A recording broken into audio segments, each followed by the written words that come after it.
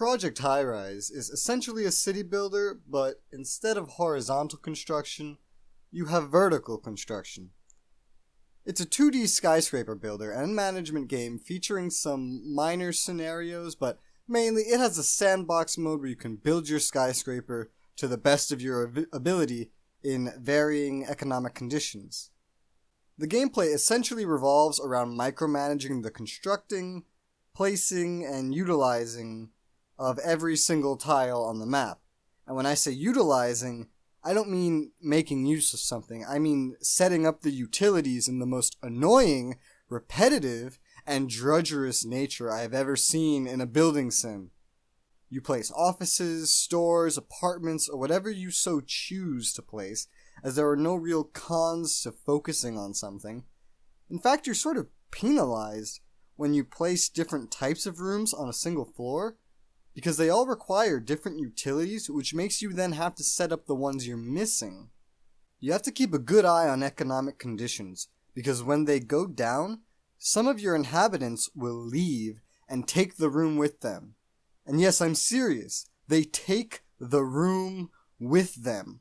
All because you didn't give them a rent break that they never asked you for, beyond an angry face emoticon that comes up over their office, which could be 2x2 squares on something like an 80x40 square map. You have to micro placing everything, and if it doesn't work out and someone leaves, you have to micro placing it again. It doesn't just autofill with someone new. No, you have to rebuild the entire room, because every tenant that leaves your building apparently stuffs the entire room into their pockets and takes off. You also have to place a numerous amount of services for your different room types and persons you are letting inhabit your tower. If you don't, you'll find yourself suddenly missing a dozen rooms because the game never tells you when someone is upset unless you're constantly scanning around your giant tower, looking ever so eagerly for emoticons. It's a very basic game with a lot of drudgerous things that just make no sense. The graphics are 2D and not much to look at.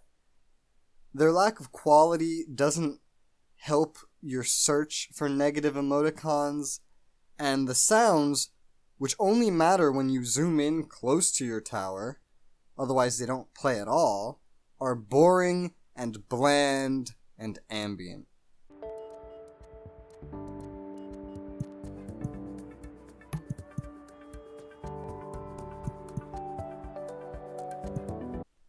Honestly, just don't buy this game. Don't do it. I don't care if it's $1 or 1 cent.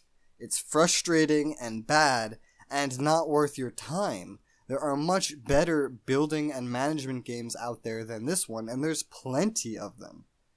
So this one gets a 3 out of 10 from me. It's a bad game.